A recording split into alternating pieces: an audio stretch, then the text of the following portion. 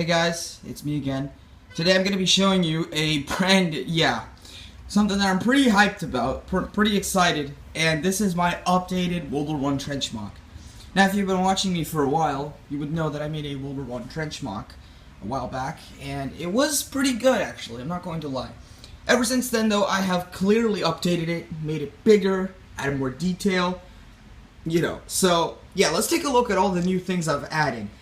Now, the most noticeable thing, first of all, is in the back there. I've added a really cool pillbox machine gun, which is a Brickmania pillbox machine gun, and it's pretty nice.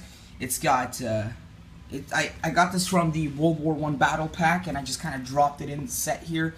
It's pretty cool. I might do an in-depth video reviewing the battle pack, but, you can, pull off the roof. There's some guys in there, with the machine gun, shooting at the French soldiers. And there's a door here that opens in the back. Very cool. And got some shrubbery around it. Speaking of shrubbery, I also added a lot of sort of vegetation, a lot of grass and plants. Because I kind of wanted to give in the idea that this was some kind of forest before it was inevitably turned into no man's land. And, there's trees as well, a lot of them. Also, excuse me. Also, to give in the idea that this was no man's land, that this used to be a forest before turning into no man's land. There's also a little bit of a scene that I've done here, which I'm pretty happy. Got the French soldiers charging at the Germans, and with their assistance, they have a Renault FT French tank, which got a really cool flag on it, which I quite like. And yeah, there's also, I've added crater holes to the mock. So, there's a crater here.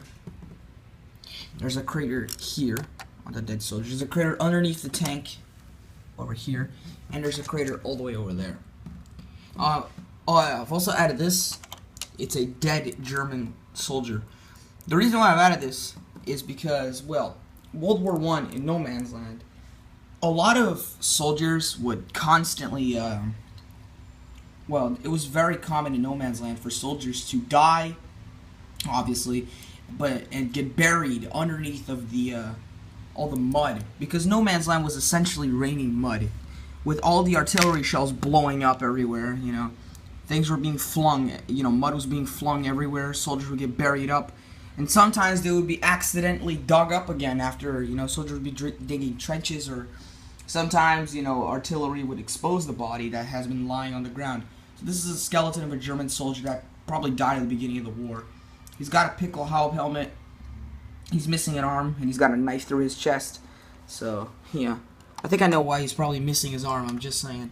But yeah, he's just kind of festering on the ground. I've also added some detail, like some crates. We got a MG08 crate over here. As you can see, it says Maschinengewehr 08, Spandau, and that kind of stuff. And here we have a Vickers machine gun, which I know would be more of a British thing, but the British probably did lend the French some Vickers machine guns in the war, so yeah. We got a cool, I really like the way I did here with the line of Germans. We got, soldiers.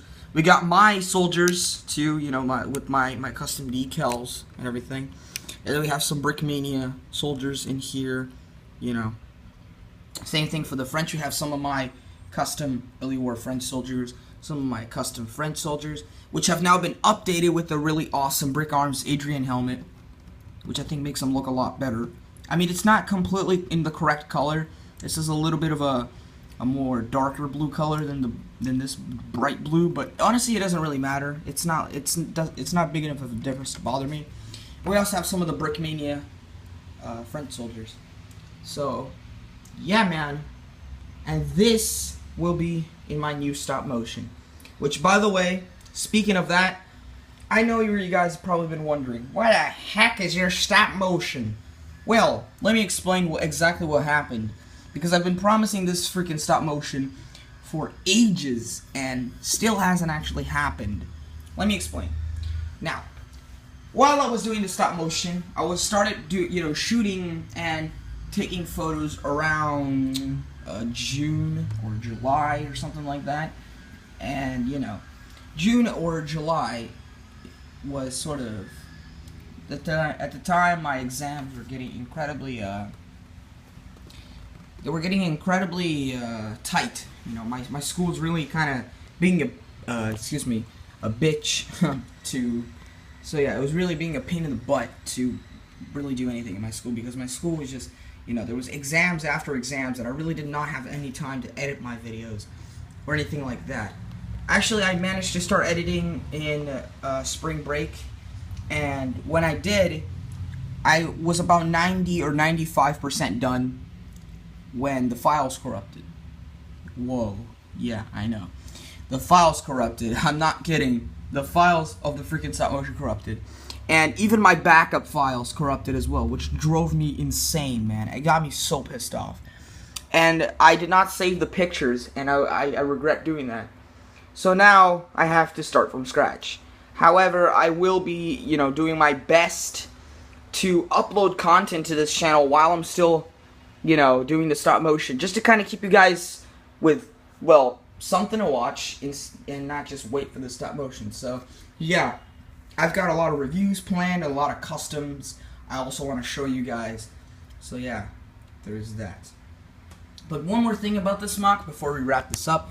I made it modular. Well, not really modular, but I made it a good sort of way to transport it.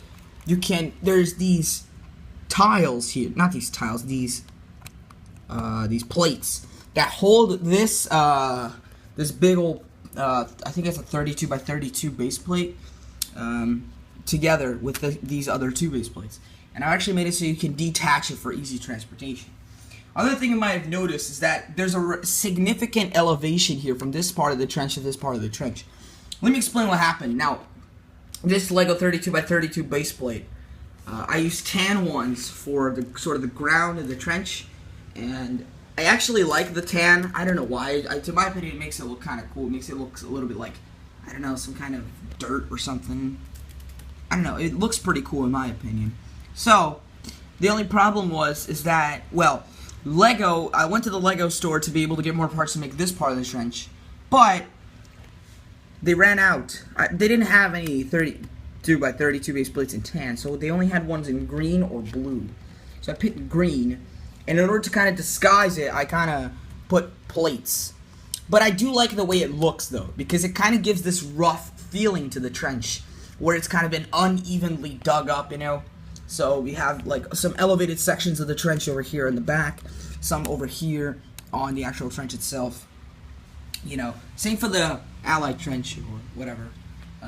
It's not really Allied. It could be any trench you want. If you want, this could be the Allied trench, this could be the German trench. I don't know, it's really up to you. But, yeah, this particular part of the trench, I do like how it kind of added this, like, elevation feature. Makes it look a little bit more rough and, you know, kind of done very poorly and very fast, which a lot of the trenches in World War I were done like that. So, anyways, thank you guys for watching. Please subscribe, guys, and I'll see you guys in the next one. See you guys.